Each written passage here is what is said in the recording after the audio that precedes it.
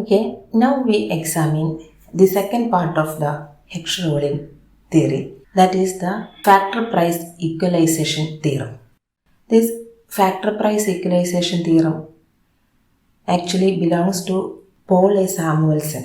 So this theorem is also known as Heckscher-Ohlin-Samuelson theorem, HOS theorem. This theorem states that international trade will bring about equalization in the relative and absolute prices to factors across nations. That is, HO theorem പ്രകാരം trade നടത്തുമ്പോൾ ഫാക്ടേഴ്സിൻ്റെ price എല്ലാ രാജ്യങ്ങളും trade നടത്തുന്ന രാജ്യങ്ങളിലെല്ലാം equalise ചെയ്യാനുള്ള സാധ്യതയുണ്ട്. We know that in the absence of trade, that is in the autarky situation, from the assumptions we know that nation 1 is a labor abundant nation and commodity X is a capital intensive commodity, and nation 1 is specialized in the production of commodity X. So the factor labor, the demand for factor labor increases after trade. Before trade, labor is a cheap factor in nation 1. Labour is A cheap factor. അതുകൊണ്ട് തന്നെ ലേബറിന് കിട്ടുന്ന reward വളരെ കുറവായിരുന്നു, wage വളരെ കുറവായിരുന്നു nation 1. അതുപോലെ capital is a scarce factor in nation 1.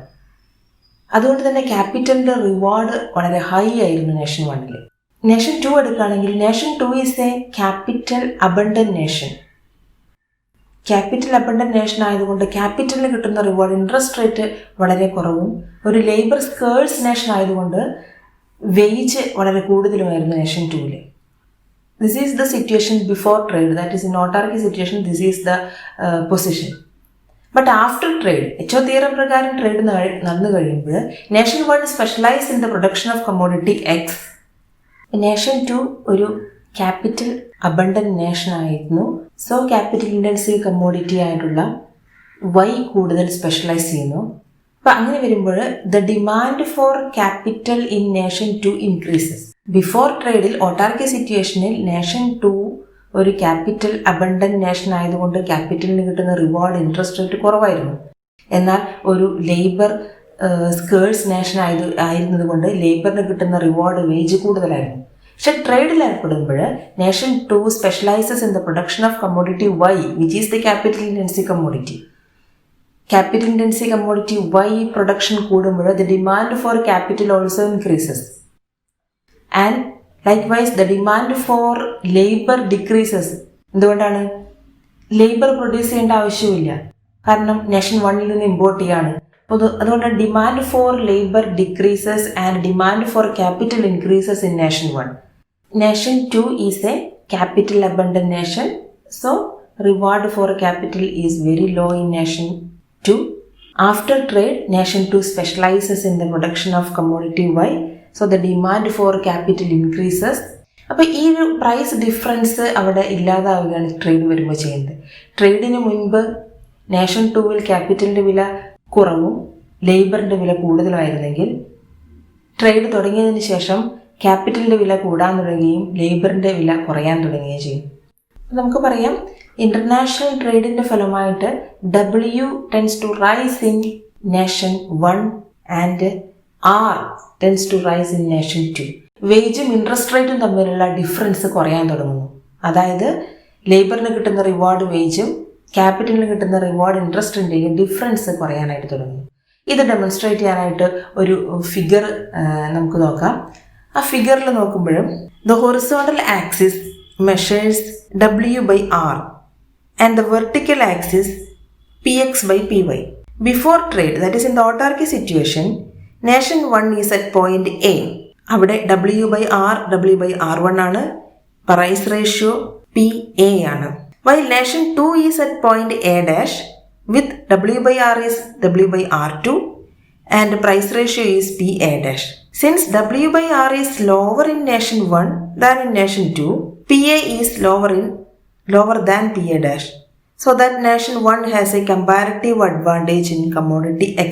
As nation 1 specializes in the production of commodity X with trade, and increases the demand for labor relative to capital, W by R rises.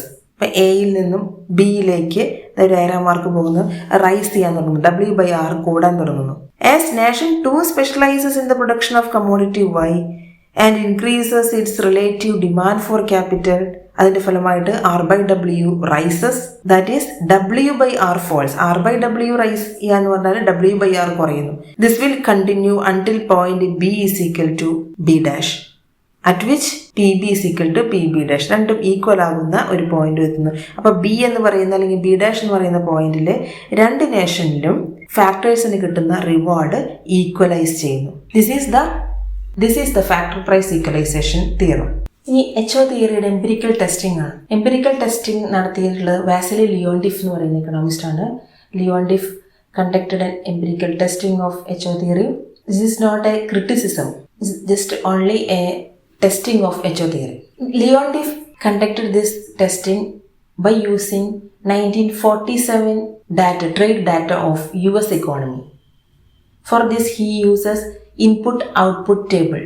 Since US was the capital abundant nation in the world, he expected that US exports capital intensive commodity. But the result of the empirical test gives a paradoxical conclusion. That is, US, the most capital abundant nation in the world, exports labor intensive commodities and imports capital intensive commodity. അത് HO തിയറത്തിന് വിപരീതമായിട്ട് ഒരു paradoxical ആയിട്ടുള്ള റിസൾട്ടാണ്. HO theorem പറയുന്ന പ്രകാരമല്ല ഒരു capital abundant nation capital intensive commodity export ചെയ്യണമെന്നും labour abundant nation labour intensive commodity export ചെയ്യണമെന്നും HO തിയറി പറയുമ്പോൾ ലിയോണ്ടിഫിന്റെ ഈ ടെസ്റ്റ് റിസൾട്ട് കാണിക്കുന്നത് മോസ്റ്റ് ക്യാപിറ്റൽ അബണ്ടന്റ് നേഷൻ ആയിട്ടുള്ള US exports labour intensive commodities than capital intensive commodity. This table shows that the capital and labor requirements of US economy in the year 1947.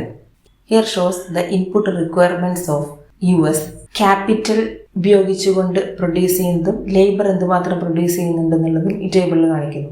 എക്സ്പോർട്ടിന് ഉപയോഗിക്കുന്ന ക്യാപിറ്റലും import സബ്സ്റ്റിറ്റ്യൂട്ട്സിന് ഉപയോഗിക്കുന്ന ക്യാപിറ്റലിൻ്റെ ലേബറിൻ്റെയും അളവ്. ഈ table നോക്കിയാൽ കാണാം export ചെയ്യുന്ന കമ്മോഡിറ്റീസിന് ഉപയോഗിക്കുന്ന ക്യാപിറ്റലിൻ്റെ അളവ് കുറവും ഇമ്പോർട്ട് ചെയ്യുന്ന അതായത് ഇമ്പോർട്ട് സബ്സ്റ്റിറ്റ്യൂട്ട്സിൽ അടങ്ങിയിരിക്കുന്ന ക്യാപിറ്റലിൻ്റെ അളവ് കൂടുതലാണ്. ലേബറിൻ്റെ കേസിൽ എടുക്കുകയാണെങ്കിൽ എക്സ്പോർട്ട് ചെയ്യുന്ന കമ്മോഡിറ്റീസിൻ്റെ ലേബർ കണ്ടന്റ് കൂടുതലും ഇമ്പോർട്ട് ചെയ്യുന്ന കമ്മോഡിറ്റീസിൻ്റെ ലേബർ കണ്ടന്റ് കുറവാണ്. അപ്പം ഇത് ആണ് ഒരു പാരഡോക്സിക്കൽ റിസൾട്ട് ലിയോണ്ടിഫിന് കിട്ടിയ ആ ഡാറ്റയാണ് ഈ ടേബിളിൽ കണ്ടത്. ഇനി ഇതേ data he repeated this same test in the year 1951 and the result became the same.